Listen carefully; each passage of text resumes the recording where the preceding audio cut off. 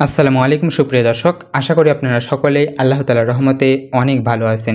একটি স্কুল ভবনের কার্নিশে দাঁড়িয়ে আছে এক কিশোর। চারপাশে আগুন, ধোঁয়া আর আতঙ্ক।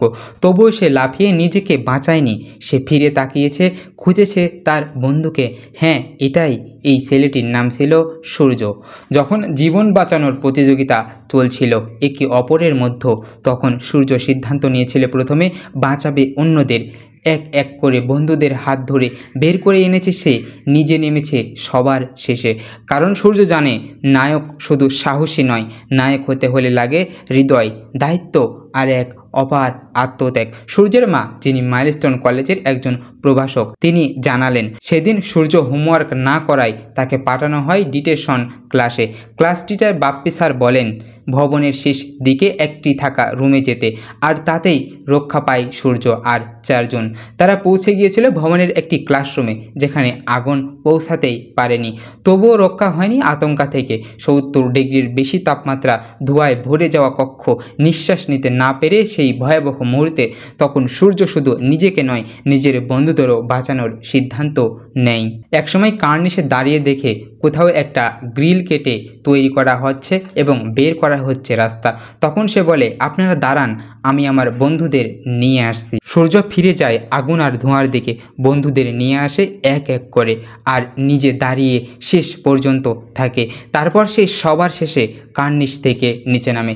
এই ছেলে যেই শিক্ষা পেয়েছে, সেই শিক্ষা কেবল বই থেকে আসে না। সে যা পেয়েছে মানবিকতার শিক্ষা, এমন এক শিক্ষা যা তার বাবা মা তাকে দিয়েছেন অনেক ছোটবেলা থেকেই। তার মা বলেন, আমি কখনো বলিনি সূর্যকে A+ পেতে হবে।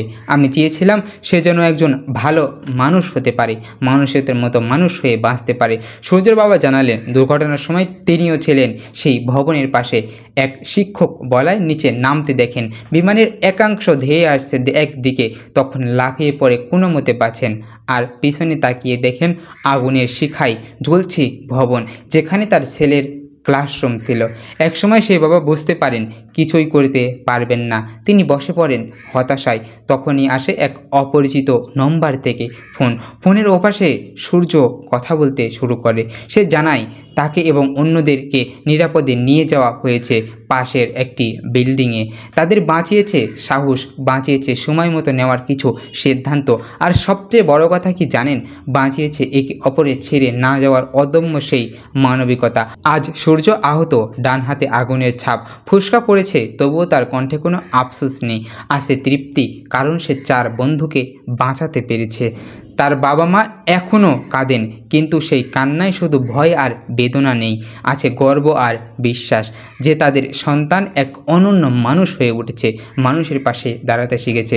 দর্শক, আজকের এই বাংলাদেশের সূর্য শুধু একটি নাম নয়, এটি আমাদের সকল সন্তানের জন্য একটি উজ্জ্বল দৃষ্টান্ত। সত্যিকারের নায়ক শুধু সিনেমাতেই থাকে না, তারা থাকে আমাদের চারপাশে, সূর্যের মতো করে নিঃশব্দে নির্ভয়ে আলো হয়ে ওঠে আমাদের জীবনে।